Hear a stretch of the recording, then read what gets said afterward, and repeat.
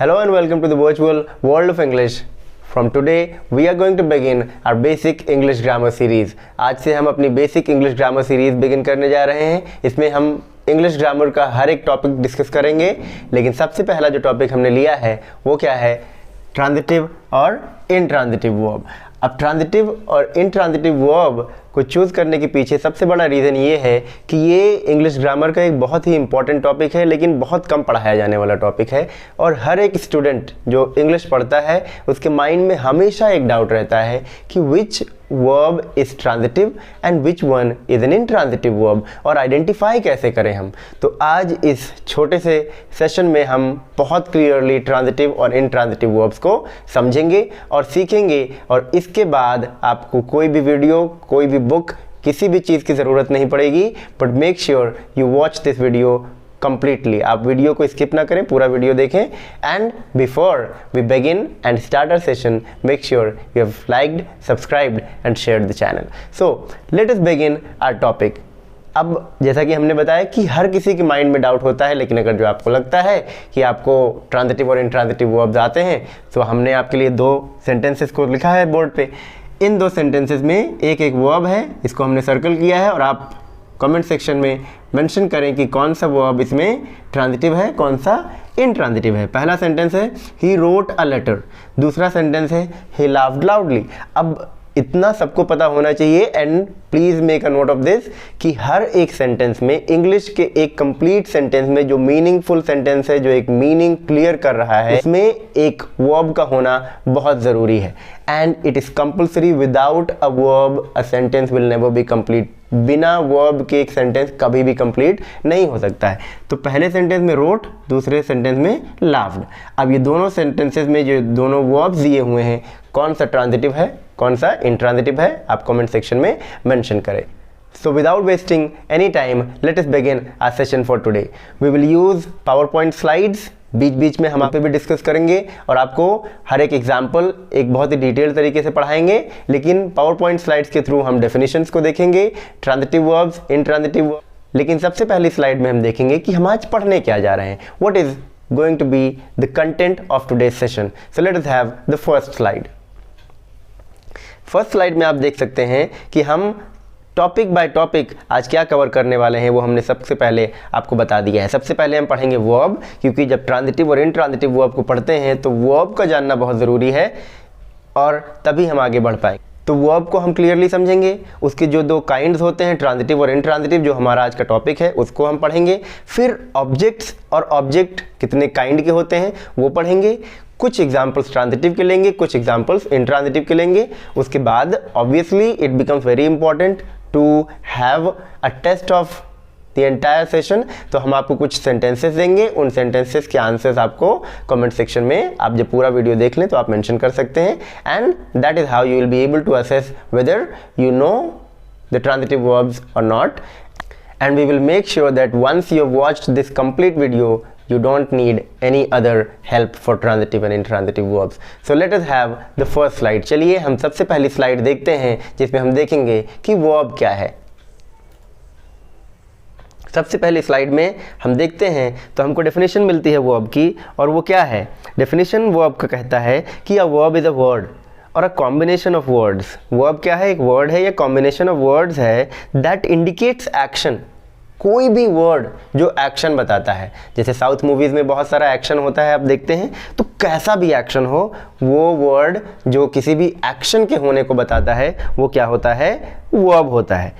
Verbs को जब हम डिटेल में पढ़ते हैं तो वर्ब स्टेट ऑफ बीइंग भी बताता है, कंडीशन भी बताता है. वो जब हम वर्ब को इंडिविजुअली पढ़ेंगे, डिटेल में तो हम वर्ब को पढ़ेंगे. अभी फ़िलहाल के लिए आप ये जानें कि वर्ब क्या है? एक एक्शन वर्ड है. कोई भी वर्ड जो एक्शन दिखाता है वो क्या होता है? वर्ब होता है.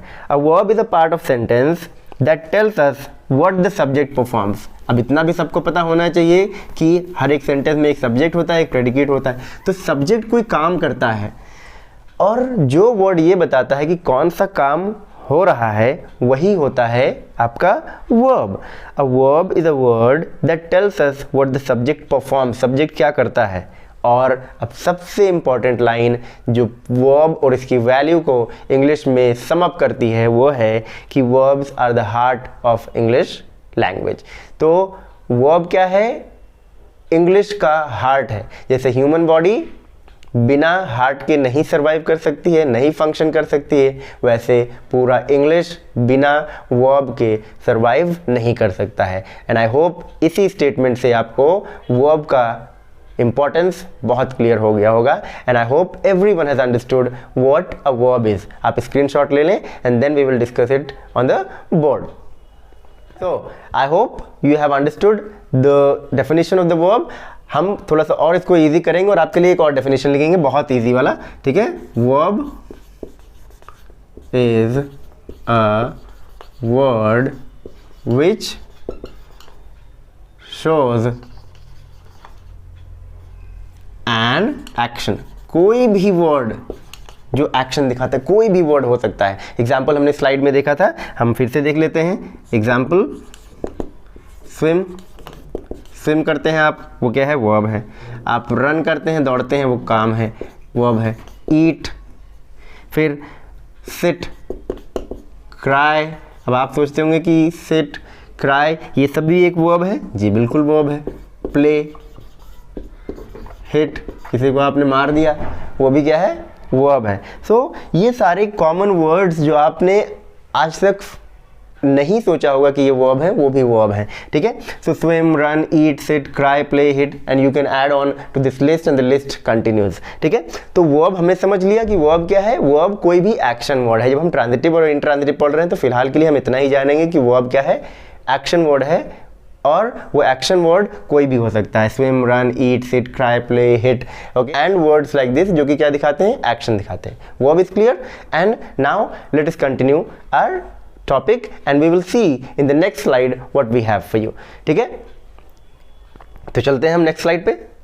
अब नेक्स्ट स्लाइड हमको ट्रांजिटिव और इंट्रांजिटिव की अलग अलग डेफिनेशंस देता है और बहुत क्लियरली हमको बताता है कि ट्रांजिटिव वर्ब क्या है, इंट्रांजिटिव वर्ब क्या है, ठीक है। आप पहले डेफिनेशन को समझें और फिर हम कुछ एग्जांपल्स को लेंगे और इंडिविजुअली फिर इनको डिस्कस करेंगे। तो सबसे पहला जो डेफिनेशन है वो ट्रांजिटिव वर्ब का है। ट्रांजिटिव वर्ब को हम हिंदी में क्या कहते हैं? उसको हम सक्रमक क्रिया कहते हैं, ठीक है। तो आप इसका भी नोट कर सकते हैं। अब हम डेफिनेशन देखते हैं ट्रांजिटिव वर्ब का क्या है। A transitive verb is a verb और is a type of verb that needs an object. एक ऐसा एक्शन वर्ड जिसको क्या चाहिए? एक ऑब्जेक्ट चाहिए। वो अपने आप में मीनिंग कभी क्लियर नहीं कर सकता है, इसीलिए उसको क्या बोलते हैं? ट्रांजिटिव वर्ब बोलते हैं। It needs an object to make complete sense of the action being performed by the subject. तो सब्जेक्ट जो एक्शन कर रहा है उसके लिए उसको कुछ एक्स्ट्रा वर्ड चाहिए, एक ऐसा ऑब्जेक्ट चाहिए ताकि वो मीनिंग क्लियर कर सके। बिना ऑब्जेक्ट के वर्ब कभी भी मीनिंग क्लियर नहीं कर पाएगा, और जो वर्ब मीनिंग नहीं क्लियर कर पा रहा है वो क्या है? ट्रांजिटिव वर्ब है।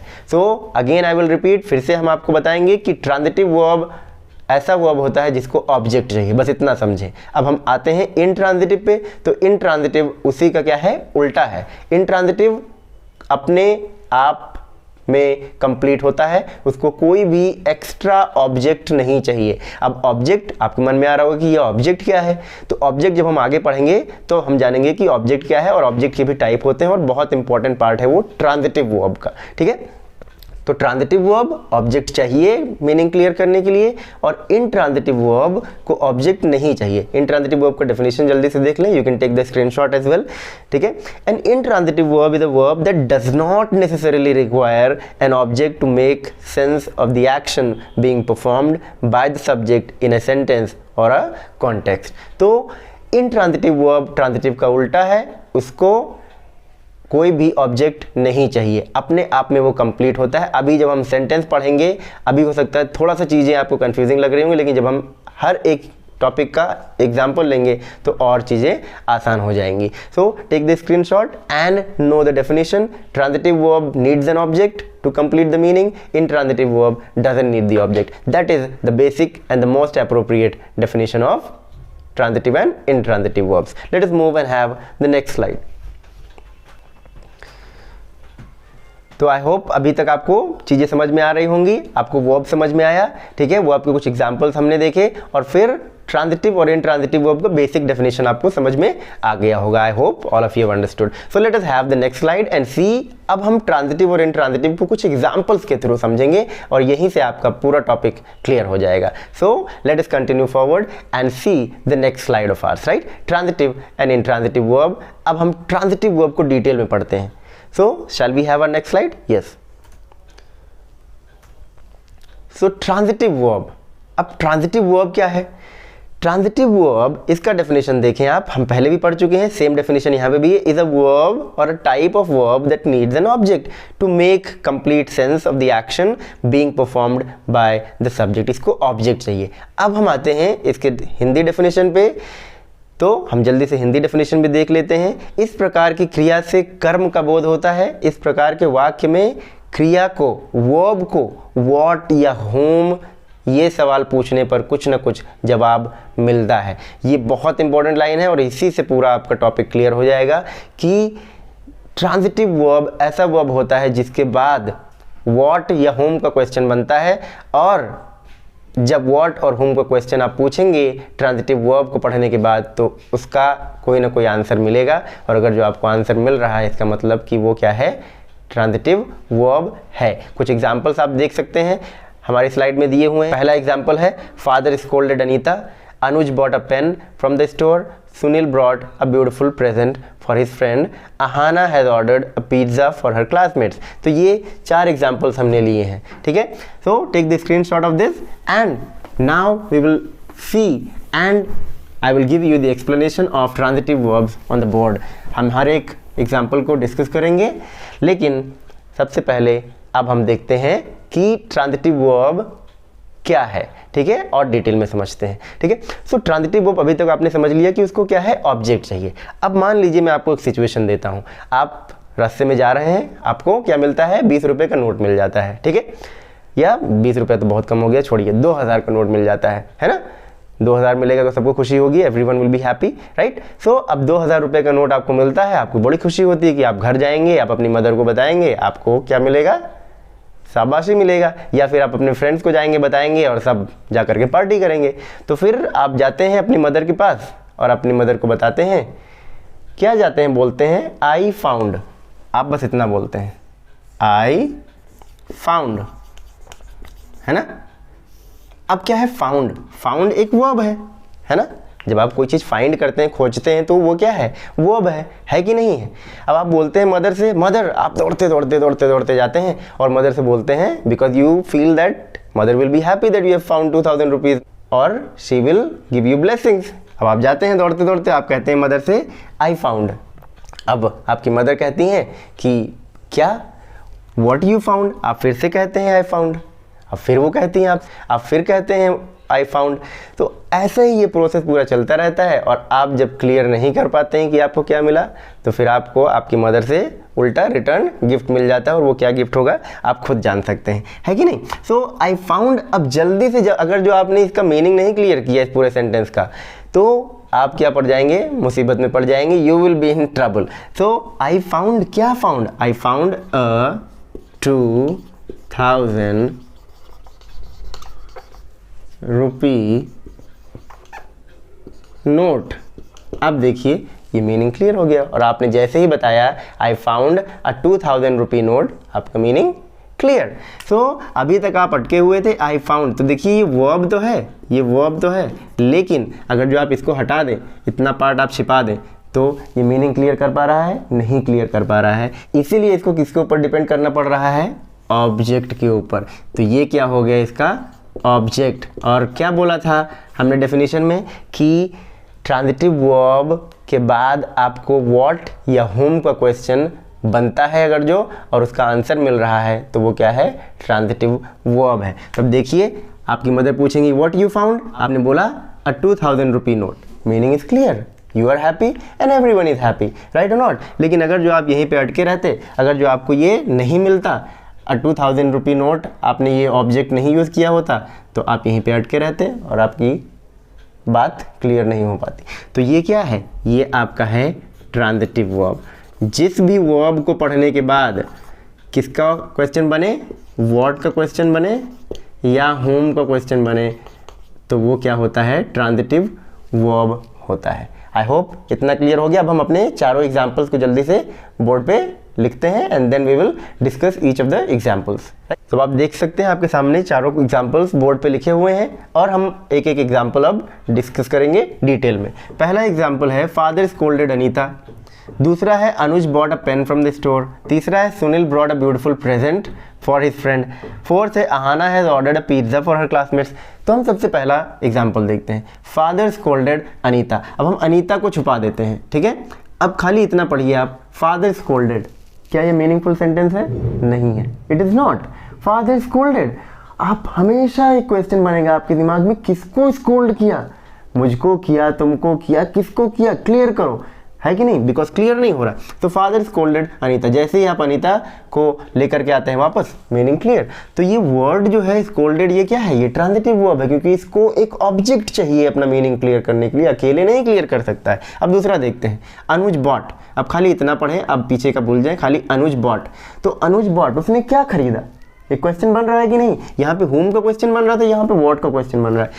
अनुज बॉट क्या खरीदा? हमने बताया a present from the store, meaning clear. तो ये हो गया इसका ऑब्जेक्ट और ये है आपका वर्ब अनुज बॉट। ये मीनिंग क्लियर है, लेकिन अकेले इसको बोले कि अनुज बॉट, मीनिंग नहीं क्लियर है। थर्ड पे आते हैं, सुनील ब्रॉट। सुनील क्या लेकर के आया? क्या लेकर के आया है वो? अ beautiful present for his friend. What a good friend he is, he has brought a beautiful present for his friend, right. अब यहाँ पे देखते हैं, अहाना हैज ऑर्डर्ड। अहाना ने ऑर्डर किया। अब क्या ऑर्डर किया उसने? पिज्ज़ा ऑर्डर किया, समोसा ऑर्डर किया, कोल्ड ड्रिंक ऑर्डर किया, क्या ऑर्डर किया? ये सेंटेंस क्लियर नहीं है, लेकिन जैसे ही आप इतना इसको प्रोवाइड करवाते हैं आपको मीनिंग क्लियर। तो ट्रांजिटिव वर्ब को पढ़ने के बाद वर्ब को आप आइडेंटिफाई करिए, और ट्रांजिटिव के बाद अगर जो व्हाट और होम का, ये आपका हिंट है, व्हाट और होम का क्वेश्चन बनता है तो ये क्या है? तो इसका मतलब वो वर्ड क्या है? ये क्या है? ट्रांजिटिव वर्ब है। क्या है?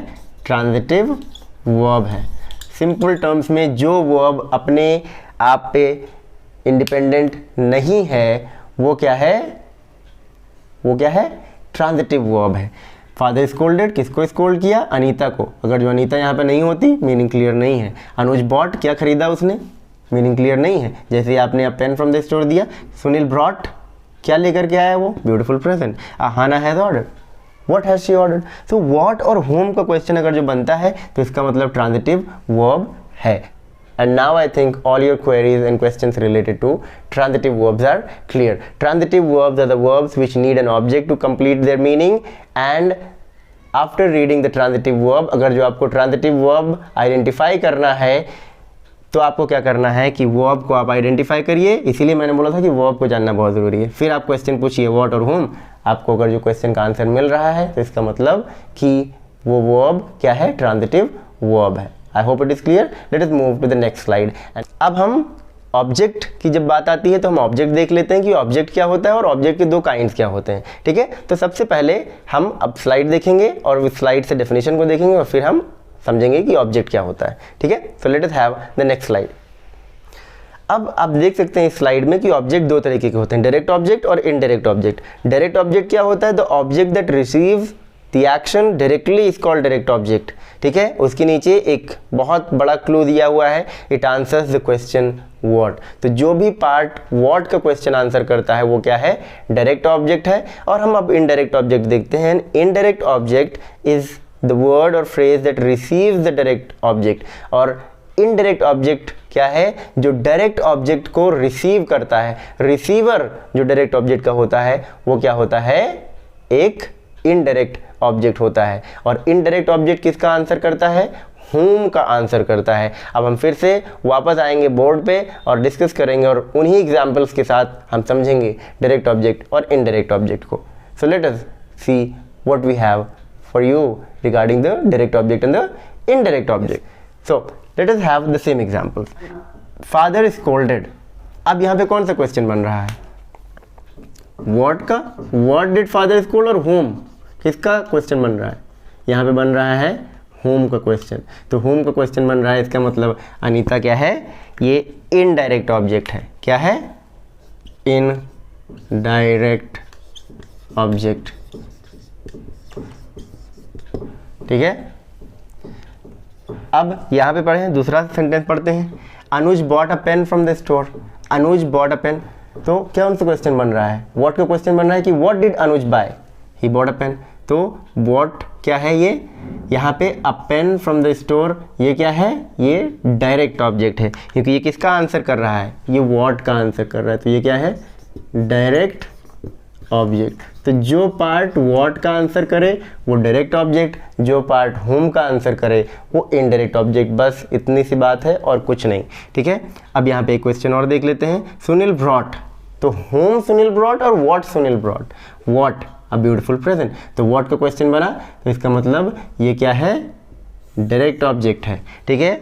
फोर्थ क्वेश्चन देखते हैं। Ahana has ordered, what has Ahana ordered, right, तो व्हाट का क्वेश्चन बना कि नहीं, तो इसीलिए a pizza becomes what, what is pizza then, it is direct object, क्योंकि पिज्ज़ा किसका आंसर दे रहा है, व्हाट का आंसर दे रहा है। तो जो वर्ड व्हाट का आंसर करे वो डायरेक्ट ऑब्जेक्ट, जो वर्ड होम का आंसर करे किसके लिए, तो वो क्या है, indirect object. I hope so far everything is clear. Now let us move in the next slide and see what is intransitive verb. Transitive verb समझ लिया, ऑब्जेक्ट समझ लिया। ट्रांजिटिव वर्ब ऐसा वर्ब होता है जिसको ऑब्जेक्ट चाहिए। ऑब्जेक्ट दो टाइप के होते हैं, direct object, indirect object. Direct object वो ऑब्जेक्ट होता है जो व्हाट का आंसर करता है, इनडायरेक्ट ऑब्जेक्ट वो ऑब्जेक्ट होता है जो होम का आंसर करता है। Clear? Let us move to the next slide and see what intransitive verb is. अब देखिए इंट्रांजिटिव वर्ब, तो इंट्रांजिटिव वर्ब क्या है, it is a verb that does not necessarily require, वही चीज कि इसको कोई भी क्या नहीं चाहिए, इसको कोई भी ऑब्जेक्ट नहीं चाहिए। ये ट्रांजिटिव का एकदम उल्टा है और इसमें क्या है, इसको ऑब्जेक्ट नहीं चाहिए, अपने आप में कंप्लीट होता है। हम कुछ एग्जाम्पल्स के थ्रू इसको भी समझेंगे, ठीक है। They can stand on themself, उनको कोई भी एक्स्ट्रा वर्ड की ज़रूरत नहीं होती जैसा ट्रांजिटिव वर्ब को होता था। ट्रांजिटिव वर्ब अकेले नहीं कर सकता था। तो हम अब कुछ एग्जाम्पल्स देखते हैं। पहला एग्जाम्पल क्या है, द गर्ल डांस्ड। दूसरा एग्जाम्पल, द बेबी स्माइल्ड। तीसरा example, the stars shined. Fourth example, the deer ran around the lake through the trees and over the fallen logs. So ये आपके चार एग्जाम्पल्स हैं। अब हम इन चार एग्जाम्पल्स के थ्रू इनको डिटेल में समझेंगे और जानेंगे कि ट्रांजिटिव वर्ब्स और इंट्रांजिटिव वर्ब्स में क्या फ़र्क है और इंट्रांजिटिव वर्ब क्या होता है, ठीक है। ट्रांजिटिव वर्ब को क्या बोलते हैं, सक्रमक क्रिया बोलते हैं। इंट्रांजिटिव वर्ब को आक्रामक क्रिया बोलते हैं हिंदी में। और इंट्रांजिटिव वर्ब ऐसा वर्ब होता है जिसको ऑब्जेक्ट जरूरी नहीं है। So now we have our 4 examples through which we will understand what intransitive verbs are, ठीक है। So the girl danced, the star shined, the baby smiled, the deer ran। तो सबसे पहले हम वर्ब को आइडेंटिफाई कर ले। इसमें वर्ब क्या है, सबसे पहले वाले में है danced, दूसरे वाले में है shined, तीसरे वाले में है smiled और चौथे वाले में है ran। अब देखिए जब हम ट्रांजिटिव वर्ब्स को पढ़ रहे थे तो वर्ब को पढ़ने के बाद क्या क्वेश्चन बन रहा था, व्हाट या होम का। देखते हैं यहाँ बनता है कि नहीं बनता है। The girl danced, what did the girl dance, क्या ये क्वेश्चन बनेगा। whom did the girl dance, क्या ये क्वेश्चन बनेगा। is it better to ask। दूसरा देखते हैं, the stars shine, what did the star shine, question बन रहा है। whom did the star shine, question बन रहा है, नहीं बन रहा है। सो देखिए ये पूरा मीनिंग क्लियर कर रहा है। the star shined, ठीक है। the girl danced, गर्ल ने डांस किया, पूरा मीनिंग क्लियर है, इसको कुछ एक्स्ट्रा नहीं चाहिए। the baby smiled, अब अगर जो बेबी स्माइल कर रहा है आप बोलेंगे द बेबी स्माइल्ड, सामने वाला अगर जो कोई आपसे पूछ रहा है what did the baby smile, आपको क्या लगेगा कि that person is gone mad, that person is gone crazy may be, right, because ये कैसा क्वेश्चन है, whom did the baby smile, ये कोई सेंटेंस बन रहा है। देखिए the baby smile, meaning clear है। स्माइल के बाद कोई भी वर्ड का क्वेश्चन नहीं, कोई भी होम का क्वेश्चन नहीं, ठीक है। तो जो वर्ड के बाद व्हाट या होम का क्वेश्चन नहीं बनता है वो क्या है, इंट्रांजिटिव वर्ब है, राइट और नॉट, ठीक है। फोर्थ एग्जांपल देखें, the deer ran around the lake, what did the deer run, ऐसा क्वेश्चन बनेगा। whom did the deer run, question बनेगा, नहीं बन रहा है। So now we know that the verbs which do not need an object are intransitive verbs because they can stand on themselves, right। the girl danced, the stars shined, the baby smiled, ये सब अपने आप में complete है। that's why this is called intransitive verb, right or not। I hope so far it is clear and you have understood the details of transitive and intransitive verb. We'll quickly do a comparison between transitive and intransitive and we'll wind up the session for now. तो अब ये दो examples के through हम अपने topic को wind up करेंगे, ठीक है. Anil ate, Sunil cried, Ahana wrote, Suhana walked. अब देखिए कहाँ पे वॉट का क्वेश्चन बनता है और होम का क्वेश्चन बनता है, कहाँ पे नहीं बनता है. अब अहाना एट तो आप पूछेंगे कि नहीं कि what did she eat, right और not. So Ahana ate an ice cream. लेकिन सुनील क्राइड आप पूछेंगे व्हाट डिड सुनील क्राई, नहीं पूछेंगे. सो दिस इज इंट्रांजिटिव क्योंकि यहाँ पे व्हाट का क्वेश्चन नहीं बन रहा है, लेकिन यहाँ पे क्या बन रहा है, बन रहा है, ठीक है. तो ये क्या है, ट्रांजिटिव वर्ब है. अब Ahana wrote, what did she write, बन रहा है नहीं बन रहा है, तो इसीलिए रोट भी क्या है, ट्रांजिटिव है. क्या है, transitive. Suhana walked, what did Suhana walk, आप क्वेश्चन पूछेंगे. होम डिड सुहाना वॉक, आप क्वेश्चन नहीं पूछेंगे. तो इसीलिए ये क्या है, इंट्रांजिटिव है. So, transitive verbs are the verbs which need an object to complete the meaning. Direct object जो what का आंसर करे, indirect object जो whom का आंसर करे. ये होता है आपका transitive verb. Intransitive verbs इनको कोई भी object की ज़रूरत नहीं होती है, वो होते हैं intransitive verbs. So I hope transitive and intransitive verbs are clear, and from now on you'll be able to answer and will have no doubt related transitive and intransitive verbs. Now on the screen you will see 6 questions. इनका answer आपको comment section में देना है. Keep watching, keep supporting, and do like, share and subscribe the channel. Thank you so much.